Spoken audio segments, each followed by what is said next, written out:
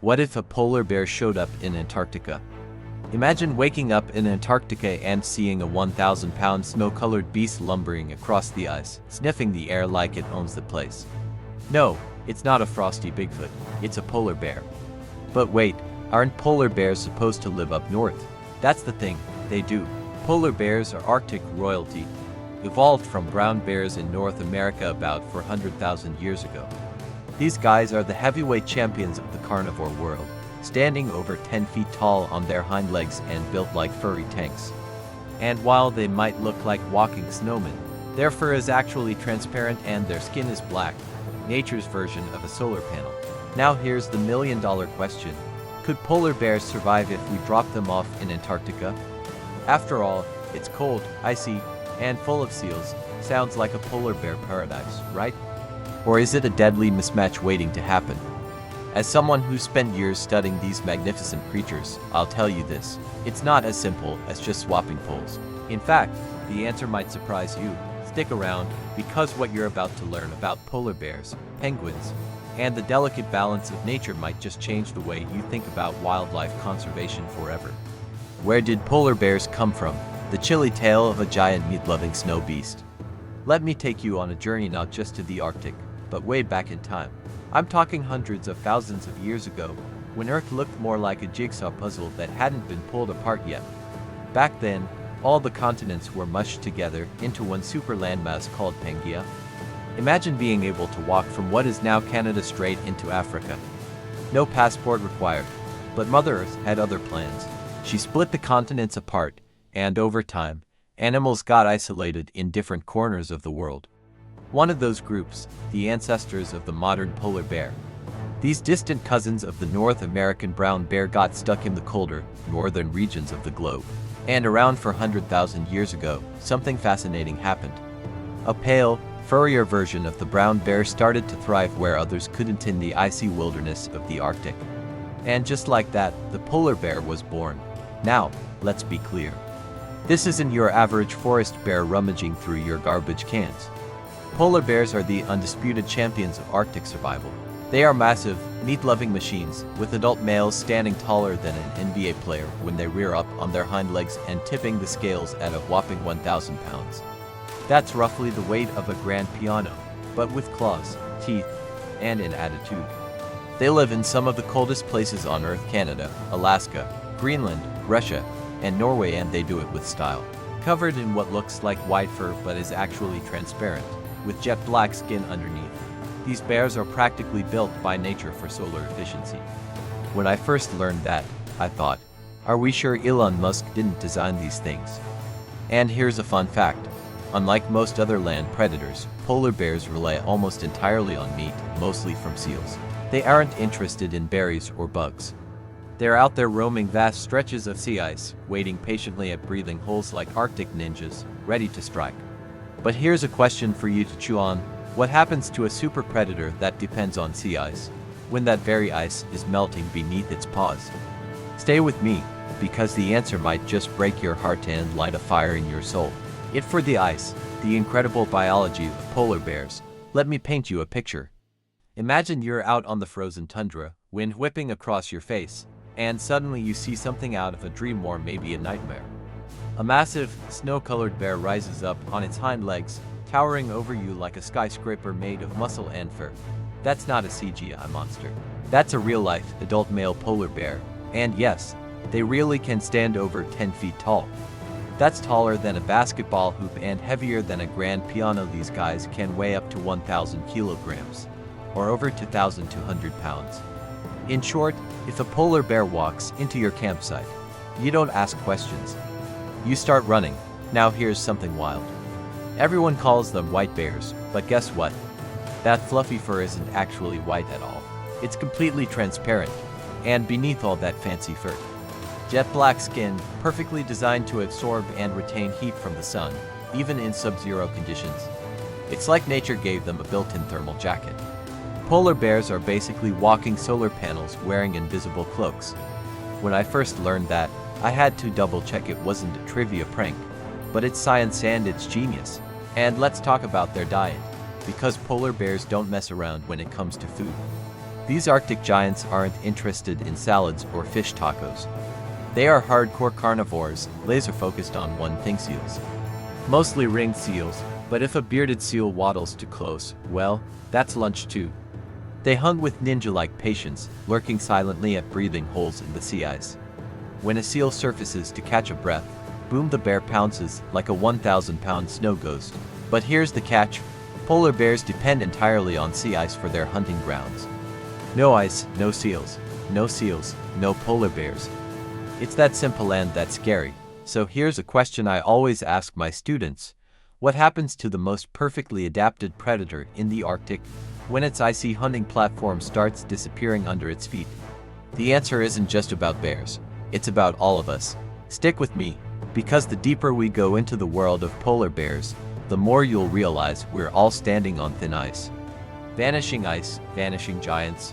Why polar bears are in trouble. Let me ask you something. What do you call a 1,000-pound predator with no place to hunt and nothing to eat? Sadly, today, we call it a polar bear. And no, this isn't a gloomy nature documentary voiceover. This is real, and it's happening faster than most people think. Polar bears were engineered by evolution for one environment and one environment only: the icy Arctic. They rely on sea ice like we rely on highways and grocery stores. That floating platform is where they hunt seals, travel great distances, even raise their cubs. But now, thanks to climate change, that critical ice is melting beneath their paws. It's like watching your house, your fridge, and your job all disappear at once.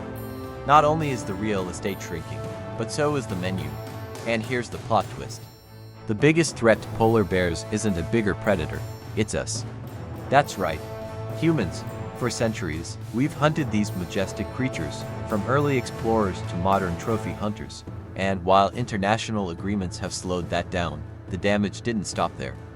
Our carbon emissions are heating the planet, our industries are pumping pollutants into the ocean, and our oil drilling operations are invading what little habitat polar bears have left. Imagine trying to raise a family in a neighborhood where the roads vanish in summer and oil rigs keep popping up in your backyard. Personally, I've watched the changes over the years with a growing sense of dread. I remember tracking polar bear movements in northern Canada a decade ago and seeing mothers with cubs far from the ice edge, looking thinner than they should. You don't need a PhD to see something's wrong. You just need to open your eyes and your heart. So here's the real question. If the top predator of the Arctic can outsmart melting ice and human expansion, what does that say about the future of the entire Arctic ecosystem? And more importantly, what does it say about our own ability to change course before it's too late? Stick around. The story of the polar bear is more than just a tragedy. It's a wake-up call with fur, claws, and a future still worth fighting for. Should we move polar bears to Antarctica? Sounds wild, right? Imagine this. A group of polar bears packing their bags well, if they have bags, and hopping on a cruise ship heading south. Destination: Antarctica. Sounds like the plot of a new animated movie, right?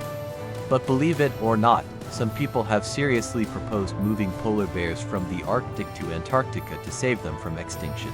It seems like a clever idea at first. Cold weather, check. Seals to eat, check.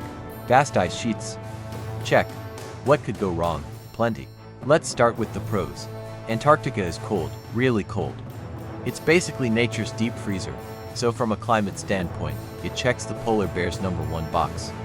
And yes, there are seals and even adorable penguins waddling around the ice, potentially offering a new buffet for hungry bears.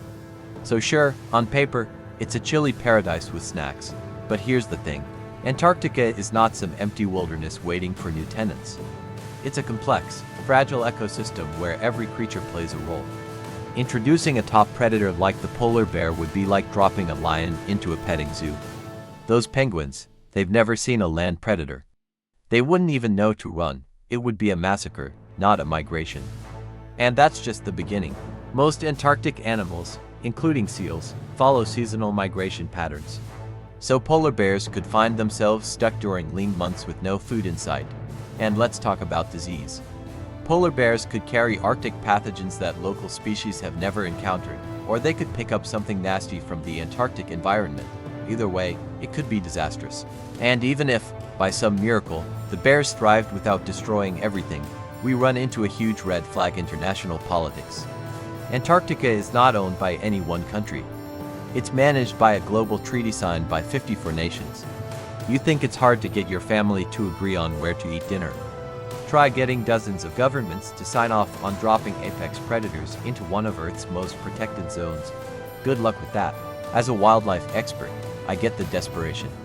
We're watching an iconic species slip through our fingers, but let me be blunt. Relocating polar bears to Antarctica isn't conservation. It's ecological roulette. It's a band-aid on a wound that needs surgery. So here's the real question. If we're willing to spend millions relocating bears halfway around the world, why aren't we putting that same effort into saving their natural home? Isn't it time we stopped trying to outrun climate change and started dealing with it head-on? Stay tuned. The real solutions may not be as flashy, but they're out there and they might just save the Arctic before it's too late. So, can polar bears be saved by sending them south? As much as I love the idea of a polar bear cruise to Antarctica, maybe sipping a seal smoothie while watching the southern lights, it's just not a real solution. We can't rescue an Arctic icon by airmailing it to the South Pole and hoping for the best. Moving polar bears to Antarctica might sound bold, maybe even heroic, but in reality, it's like trying to fix a sinking boat by switching passengers to another ship with holes in it. The risks to the ecosystem, to the bears themselves, and to the balance of nature are far too great. Polar bears are built for the Arctic. That frozen north, with its sea ice highways and seal-rich hunting grounds, is their evolutionary home. Dropping them into Antarctica is like taking a world-class snowmobiler and tossing them into a jungle rally. Sure, it's still Earth, but it's not the same race. The real enemy here isn't geography, it's climate change. It's melting sea ice, rising temperatures, and the shrinking buffet table that's leaving polar bears wandering hundreds of miles for food. It's human-driven activity, fossil fuels, pollution, overconsumption that's pushing them closer to the edge of extinction. So here's the truth we can't dodge. There is no Plan B polar bear paradise. The Arctic is it. If we want future generations to marvel at this powerful predator standing over 10 feet tall, wrapped in translucent fur, hunting with silent precision, we have to protect the place it calls home. Not just for polar bears, but for walruses, narwhals, Arctic foxes, and yes, even us. As a wildlife expert, I've seen what happens when we interfere without foresight. We don't need a quick fix or a flashy rescue mission. We need real, long-term solutions. That means fighting climate change like the future depends on it, because it does. It means cutting carbon, defending protected areas, and making sure the only place we see polar bears isn't behind glass in a museum. So let me leave you with this. If we have the power to move a polar bear across the world, don't we also have the power to save the Arctic before it disappears? The wild is worth fighting for. Let's make sure the polar bear story doesn't end on melting ice. If you enjoyed this wild journey with our Arctic giants, don't forget to hit that subscribe button to join the herd. We've got plenty more amazing animal adventures coming your way. And hey, drop a comment below. Do you think polar bears could ever thrive in Antarctica? I'd love to hear your wild thoughts. Let's keep the conversation as alive as the wilderness we're trying to protect.